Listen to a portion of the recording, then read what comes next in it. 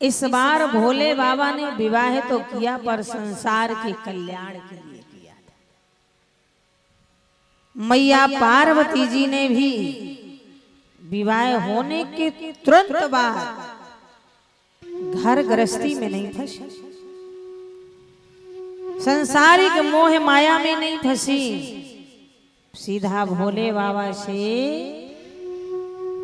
राम जी का कथा पूछा। और राम जी का कथा ऐसे नहीं पूछा, महाराज बड़े भाव बड़े प्रेम से सम्मान के सहित पूछा।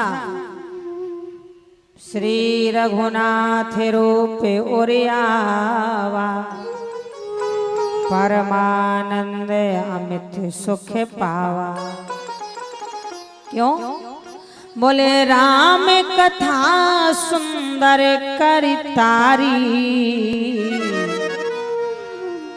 संशय बिहगे उड़ावन हार।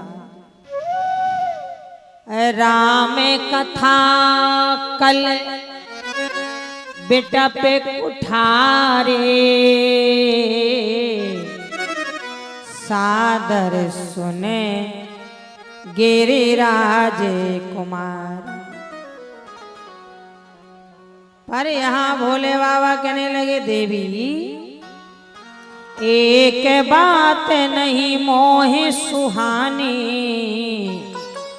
जद भी मोह बस कहो भवानी। कहीं संशय फिर से तो नहीं? मैया गौरी ने कहा, महाराज वही संशय दूर करने के लिए तो हम राम कथा पूछ रहे हैं, जो संशय हमें पिछले जन्म में हुआ था। राम जी की कथा और राम जी के रूप को देख के संशय हुआ था, इसलिए देखिए प्रभु आपने हमारा परित्याग भी किया, फिर भी हमने अपना शरीर छोड़ा, दोबारा फिर नारी का जन्म लिया, तप किया और आपको वर के रूप में प्राप्त किया। महाराज अब मेरा वैसा स्वभाव नहीं रह गया है, अब मेरा भाव बदल गया है। अब मैं राम कथा सुनना चाहती हूँ। जिस रूप के देखकर मैं भ्रमित हो गई थी, बिन पद चल ही सुन ही बिनु काना, करे बिन करम कर ही विधि नाना। आनन रहते रस सकल रसी भोगे, बिन बानी बकेता बड़ जोगी। सरकार आस संशयानन और माही, ज्ञान विराग सकल जग जाए। प्रभु अब आप मुझे राम कथा सुनाइए। आखिरकार उस परम परमात्मा भगवान ने अवतार किया। भोले शंकर बोल पड़े, महारानी देवी पहला अवतार जय और विजय के लिए, जो कि कल हमने आपको कथा सुना। जो जय विजय भगवान के द्वारपाल थे, उनके लिए वो 3 काल के लिए राक्षस बने थे। सनकादि ऋषियों ने उन्हें श्राप दिया था। दूसरा अवतार सती वृंदा माताओं और जलंधर, आप लोग कथा सुने होंगे ना। जितने ही हरि भक्ता देवी वृंदा थी ना, उतना ही उनका पति दुष्ट आत्मा का था। अनाचारी, दुराचारी, पापाचारी, भ्रष्टाचारी। ये हरि भक्ता थी, वो हरि का द्रोही था। ये देवताओं को मानती थी और वो देवताओं से युद्ध करता था। एक बार देवताओं से युद्ध ठन गया। जलंधर देवताओं से लड़ रहा है और यहाँ वृंदा हरि सेवा में लगी। जब जलंधर नहीं मरा, देवताओं में हाहाकार मच गया, महाराज जी क्यों नहीं मर रहा है? शंकर जी बोले जब तक उस वृंदा का सतीत्व नहीं डगेगा तब तक नहीं ये मरेगा। कौन जाए? भगवान विष्णु, क्योंकि भगवान विष्णु की परम भक्ता है। श्री हरिनारायण जैसी ही वृंदा के सामने गए, वृंदा अनुष्ठान में बैठी थी, अनुष्ठान छोड़ के जो भगवान के चरणों में गिरी, अनुष्ठान खंडित हुआ, जलंधर मारा गया। वृंदा के कान में आवाज गई, जलंधर के मरने का कारण भगवान श्री हरिनारायण। अगर ये आते नहीं, मैं अनुष्ठान छोड़ती नहीं, अनुष्ठान खंडित नहीं होता, जलंधर मरता नहीं। वृंदा को क्रोध आ गया, प्रभु बाल अवस्था से मैं आपकी चरणों की दासी रही, आपने जैसा दुष्ट पापी मुझे पति दिया, मैंने विवाह कर लिया, मैं कुछ नहीं बोली, और आज जलंधर के मरने का कारण आप हैं। मैं आपको श्राप देती हूँ, आप इतने निर्दयी हो, मुझे पता नहीं था।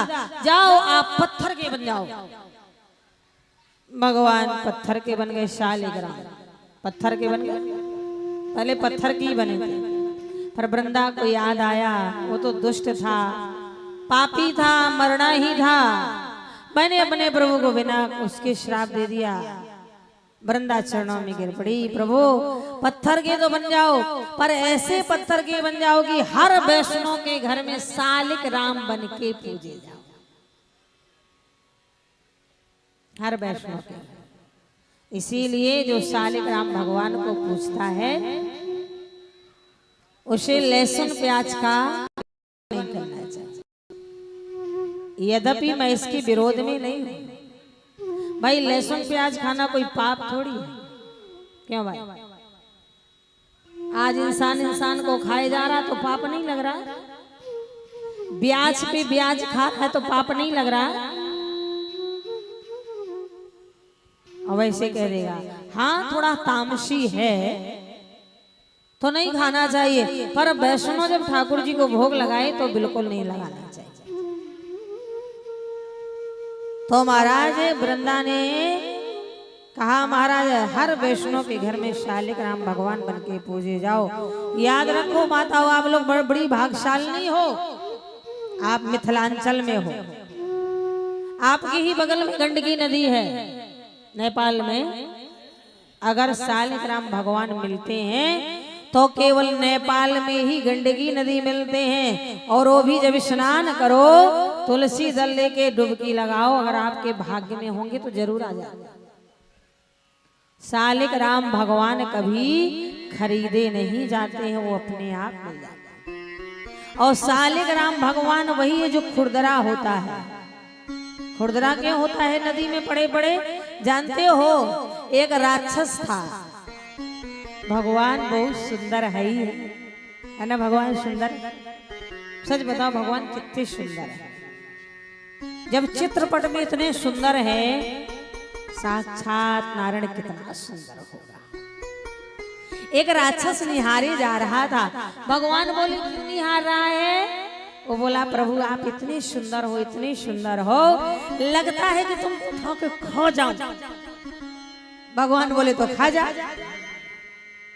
वही राक्षस नेपाल में गंडकी नदी में वो कीड़ा बना जो आज भी शालिक राम भगवान को खाता रहता, अपने नुकीले पहने पहने दांतों से शालिक राम भगवान को खाता रहता है, और उन्हीं दांतों से कभी चक्र, कभी सुदर्शन, कभी कुछ ना कुछ बन जाता है। तो महाराज हमेशा शालिक राम भगवान गंडकी नदी में मिलते हैं, और वो भी महाराज केवल वैष्णव को ही मिलना चाहिए।